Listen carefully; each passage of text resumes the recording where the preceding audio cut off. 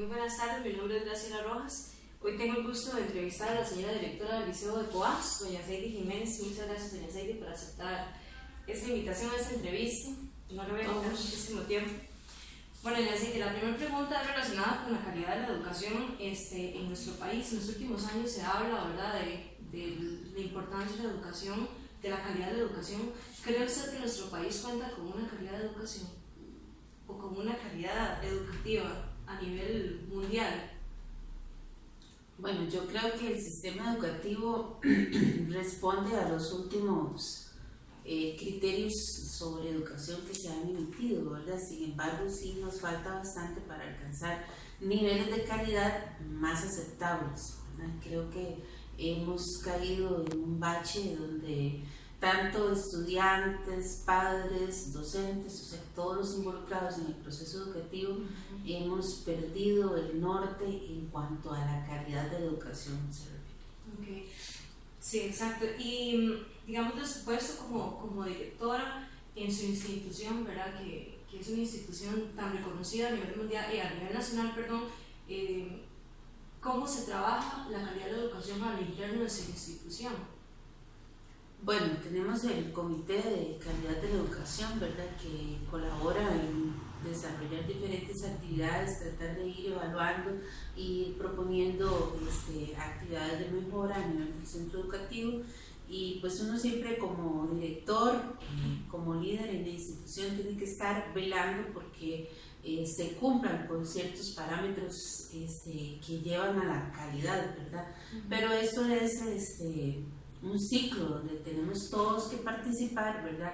Y cuando alguno de los actores fallamos, y más cuando fallamos todos los actores, pues la calidad no va a ser la esperada, ¿verdad? Entonces en este momento tenemos situaciones que presentan las familias, que presentan los estudiantes, que presentan los docentes, que presenta el sistema en sí, que nos hacen caer en el deterioro de la calidad.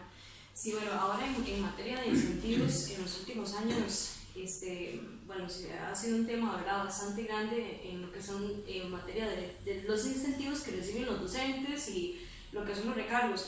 En países como, por ejemplo, Canadá, Dinamarca, Australia, todos esos países, por lo general dan incentivos económicamente bastante grandes a los docentes que se van a las zonas rurales, ¿verdad? Aquí en nuestro país, pues sí se recibe lo que es la zona menor desarrollo, zonaje y ese otro tipo de incentivos. ¿Cree usted que los incentivos que recibimos los docentes son los justos para nuestro trabajo, para la labor que realizamos en las zonas rurales? Creo que sí, en realidad yo considero que nosotros como docentes estamos relativamente bien pagados.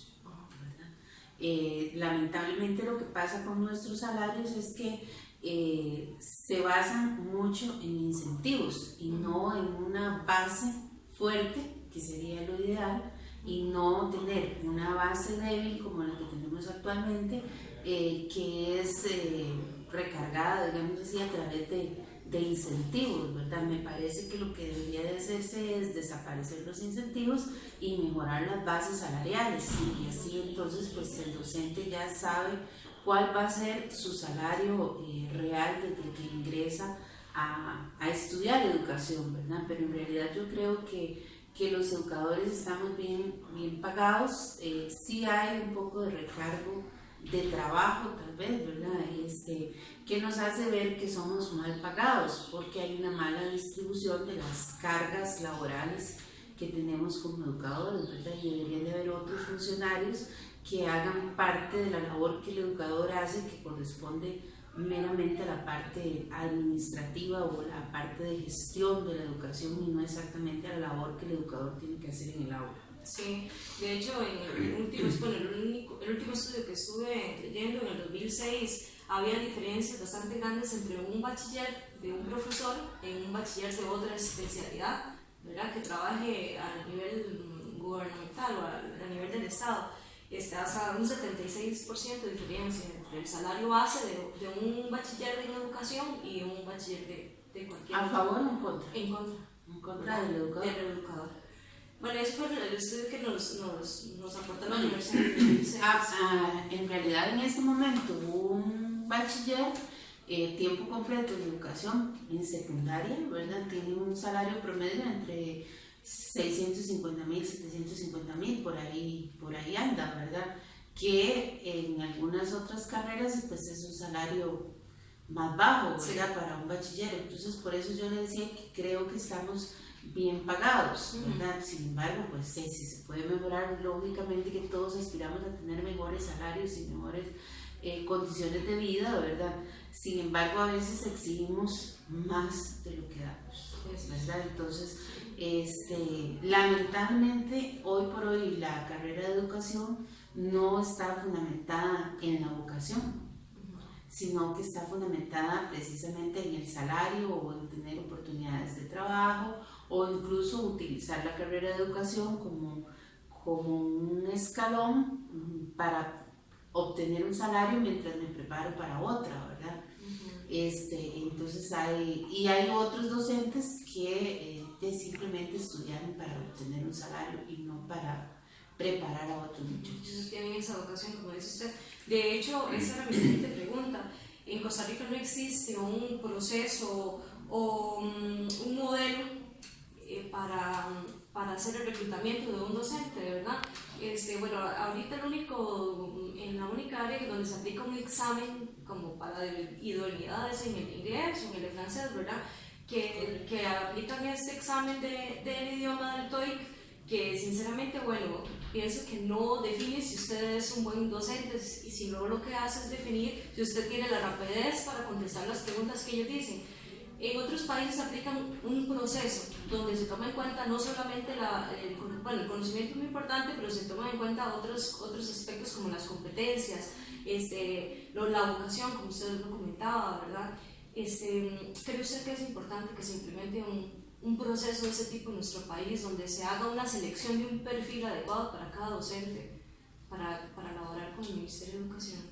Eso sería lo ideal, ¿verdad? Lo que pasa es que para el reclutamiento de tal cantidad de personas es un poco complicado pensar en hacer un proceso de entrevistas o hacer un proceso de examinación para ver la idoneidad y las capacidades de cada uno como docente, ¿verdad? Y eso es lo que ha llevado a que se haga una simple calificación por títulos, ¿verdad? Que a veces no son tampoco los más aptos, ¿verdad? Aunque se tengan muchos títulos, y entonces tenemos la situación que tenemos, ¿verdad? Ojalá y nosotros como directores de las instituciones tuviéramos participación en la escogencia de los docentes que llegan a nuestras instituciones, ¿verdad?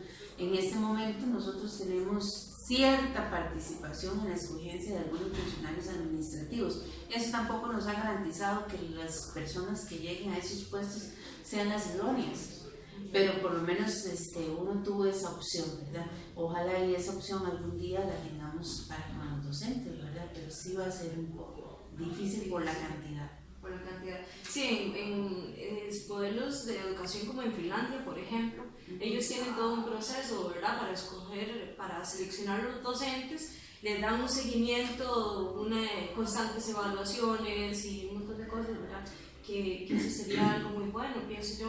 Y ese acompañamiento, y es muy importante que el director también, como usted lo mencionaba, ¿verdad?, tome parte de ese proceso, porque ustedes viven en la institución, comparten con el docente, ¿verdad?, conocen un poquito más el trabajo, la calidad de preparación de la persona. Sí, lo que pasa con Finlandia quizás es que es una sociedad, pues lógicamente más desarrollada que nosotros, ¿verdad? Y tiene ya una cultura donde la educación está en la base del desarrollo social de ellos, ¿verdad? Y nosotros más bien hemos ido deteriorando la imagen del educador en lugar de construir una imagen del educador que nos represente, que realmente motive a la sociedad a tenernos en alta estima, ¿verdad? Más bien la alta estima que años atrás tuvo el educador se perdió por diferentes razones, ¿verdad? No solo por las huelgas, sino por un montón de situaciones más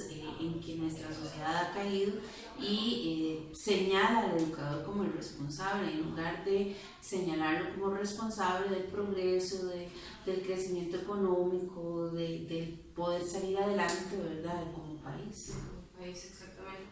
Entonces, ya por último, ¿qué tan importante es para usted la motivación, digamos, la motivación laboral? ¿Cree usted que es importante hacer o forjar un ambiente de motivación en su trabajo? ¿Qué papel juega la motivación? Sería la pregunta. Pues sí es importante, pero no debe ser determinante, ¿verdad? Porque ya nuestra motivación debe ser el estudiante en sí mismo, que es por el que estamos, debe ser el que ya tenemos nuestro puesto de trabajo, sea interino o sea propietario, debe ser el que estamos con disposición para educar. Pues lógicamente que en el día a día y en el quehacer de un trabajo que no deja de ser pesado, ¿verdad? Aunque no sea un trabajo de fuerza, es un trabajo mental que implica cansancio, que implica estrés, ¿verdad? Que implica, como le decía antes, sobrecarga de trabajo, pues hay momentos donde debe darse un respiro y debe haber una motivación. Lo que pasa es que el educador de hoy cree que el director y que las instancias superiores tienen que estar pendientes de él y que todas las semanas tienen que darle una charla de motivación y todos los días tienen que chinearlo para poder rendir como educador. Y entonces caemos en los extremos, ¿verdad? Eso no se puede dar, eso no hay los espacios suficientes, pero sí es importante en diferentes momentos del año pues crear un ambiente que propicie el crecimiento como comunidad educativa, como compañeros, que al fin estamos todos montados en el mismo tren, ¿verdad? Y que tenemos que sacar adelante una institución y un sistema educativo como tal, ¿verdad? Si usted pudiera volver el tiempo atrás, cuando tomó la decisión de ser directora, ¿volvería a hacerlo otra vez? ¿Volvería a tomar su puesto como directora? Sí, volvería a tomarlo, aunque las realidades son muy diferentes, ¿verdad? Hoy por hoy ya el trabajo es mucho más pesado, hay más compromiso, la sociedad ha cambiado muchísimo, la tecnología nos está afectando mucho con los muchachos, la desintegración familiar es el peor problema que tenemos, o sea, el problema no es de los muchachos. El problema es de las familias donde estos muchachos están creciendo, donde están viviendo, que no solo viven en una situación difícil por la violencia intrafamiliar, por la desintegración, por las situaciones económicas, sino que también no nos apoyan, no apoyan socialmente la educación y nos tienen como una guardería y entonces eso nos ha hecho decaer muchísimo, ¿verdad? Entonces, ser director hoy es más difícil de lo que fue hace 15, 17 años que yo empecé a ser directora. Hace 17 años. Sí, señora. ¿Y de trabajar con el sistema, con el LEP? De trabajar con el sistema tengo 28 años este año, ya estamos a las puertas de la salida. Eso sí, no le digo que me voy a quedar un día más después de que me otorguen la pensión. Pero sí, si hubiera que volver a pensar en serlo, sí volvería a ser director, ¿verdad? A pesar de que no ha sido fácil y que no va a seguir siendo fácil de aquí adelante. Claro. Sí, le agradezco muchísimo por el tiempo y por compartir esas palabras muy significativas y la verdad que uno aprende demasiado de este tipo de trabajos porque uno no se imagina la realidad que hay detrás de un escritorio, ¿verdad? Toda la responsabilidad que conlleva ser el director de una institución y a veces uno como docente no entiende esa parte, ¿verdad? Porque como usted lo mencionaba, lo de la parte de la motivación, que hay profesores que desean que siempre la motivación, que todas las semanas, que todos los meses tiene que haber algo, pero nuestra motivación principal tiene que ser los estudiantes y esa carrera que elegimos por nosotros mismos, ¿verdad? Que no fue impuesta por nadie más. Correcto. Sí, la realidad de ser docente, cuando uno está en el aula, y se lo digo por experiencia propia, cuando uno está en el aula ve a la parte administrativa como el enemigo, como el que lo presiona, como el que le pide, que le exige, que le cuestiona, y cuando usted se pasa a la parte administrativa se da cuenta de la realidad de la parte administrativa, de todo el peso que se arrastra y todas las situaciones que pasan en el aula, que hay que controlarlas, porque si no se controlan todavía sería peor, ¿verdad? Entonces es muy diferente los que se acercan como usted y otros docentes que se acercan en algún momento del año o a lo largo de todo el año a colaborar en algunas cositas con la parte administrativa, van comprendiendo el quehacer como un todo, que significa la parte de la institución, ¿verdad? Ese quehacer que involucra al docente y al administrativo, que no nos podemos separar, que somos en alguna medida indispensables el uno para el otro, ¿verdad? Sí. Los docentes no pueden funcionar sin la parte administrativa y los administrativos no podemos funcionar sin los docentes, ¿verdad? Y no vernos como los enemigos, sino vernos como compañeros de camino en esta experiencia de la docencia. Sí. Bueno, muchísimas gracias. Con mucho gusto, estamos a la orden.